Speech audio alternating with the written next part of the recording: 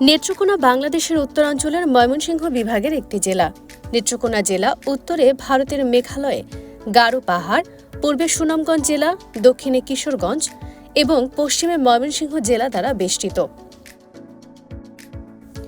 পাহাড়, নদী, বালুচর মিলে এক প্রকৃতির নৈসর্গিক মিশ্র রূপের রহস্য নেত্রকোনা জেলা। আর এই নেত্রকোনার সেরা দর্শনীয় স্থান হল বিরিশিরি।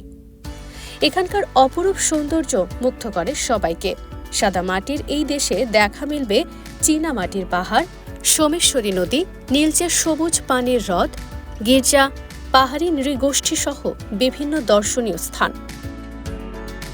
বিরিশিরি নেত্রকোনা জেলার দুর্গাপুর উপজেলায় অবস্থিত। বিরিশিরির মূল আকর্ষণ হল বিজয়পুর চীনামাটির পাহাড়। এর বুক চিরে বয়ে গেছে সবুজ ও নীলচে স্বচ্ছ পানির হ্রদ। বিরিশিরি হল খুবই সুন্দর এক গ্রাম। সেখানকার পাহাড় ও তার আশেপাশের সমভূমির দৈর্ঘ্য প্রায় ১৬ কিলোমিটার ও প্রস্থ ৬০০ মিটার। নেত্রকোনার দুর্গাপুর উপজেলায় শুধু বিরিশিরি নয়, আরও বিভিন্ন দর্শনীয় স্থান রয়েছে। তেমনই কয়েকটি স্থান হল গারো পাহাড়। ভারতের মেঘালয় রাজ্যের গারো খাসিয়া পর্বতমালার একটি অংশ। এর কিছু অংশ ভারতের আসাম রাজ্য ও বাংলাদেশের নেত্রকোনা ও ময়মনসিংহ জেলায় অবস্থিত। গারো পাহাড়ের বিস্তৃতি প্রায় ৮,০০০ বর্গ কিলোমিটার। দুর্গাপুরের জমিদার বাড়ি। একসময় দুর্গাপুর ছিল সুসং রাজ্যের রাজধানী। বর্তমানে এটি নেত্রকোনার একটি উপজেলা। সোমেশ্বর পাঠক থেকে শুরু করে তার পরবর্তী বংশধররা প্রায় ৬৬৭ বছর শাসন করেন এই রাজ্য। ক্ষুদ্র নৃগোষ্ঠীর কালচারাল একাডেমি। দুর্গাপুর বাসস্ট্যান্ডের পাশেই অবস্থিত ক্ষুদ্র নৃগোষ্ঠী কালচারাল একাডেমি। এই অঞ্চলে বসবাসকারী ক্ষুদ্র নৃগোষ্ঠীদের জীবনযাত্রার নানা নিদর্শন সংরক্ষিত আছে এখানে। টঙ্ক আন্দোলনের স্মৃতিসৌধ। সোমেশ্বরী নদী পার হয়ে কিছু দূর গেলে MKCM হাই স্কুলের পাশেই চোখে পড়বে স্মৃতিসৌধটি। প্রতি বছর ৩১ ডিসেম্বর কমরেড মণি সিংহের মৃত্যু দিবসে এখানে ৫ দিন ব্যাপী ময়মনসিংহ মেলা নামে লোকজ মেলা বসে। সাধু জোসেফের ধর্মপল্লী। দুর্গাপুর থেকে সোমেশ্বরী নদী পার হয়ে রিকশায় রানীখং গ্রামে পৌঁছেই দেখতে পাবেন ক্যাথলিক গির্জা। এটি প্রতিষ্ঠিত হয়েছিল ১৯১২ সালে। হাজং মাতার রাশিমণি স্মৃতিসৌধ।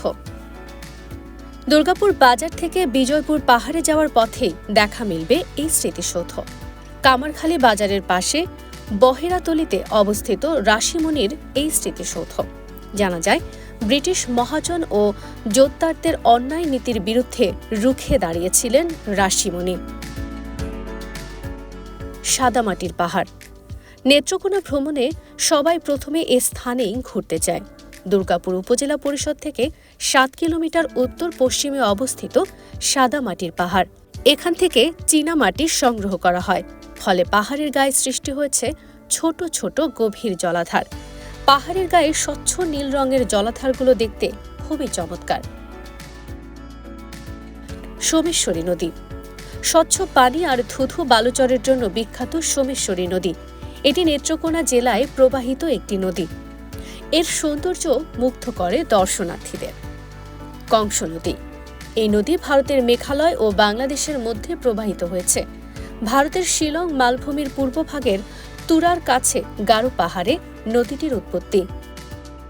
আত্রাখালী নদী। নেত্রকোনায় আরও এক নদীর দেখা পাওয়া যায়, সেটি হল আত্রাখালী নদী। কিছুদূর এগিয়েই নদীটি সোমেশ্বরীর মূল ধারার সঙ্গে যুক্ত হয়েছে।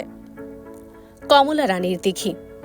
বিরিশিরি ইউনিয়ন পরিষদের পাশেই কমলা রানীর দিঘি দেখতে পাবেন। দিঘিটি এখন নদীতে বিলীন হলেও এর দক্ষিণ পশ্চিম পাড় এখনও কালের সাক্ষী হয়ে আছে।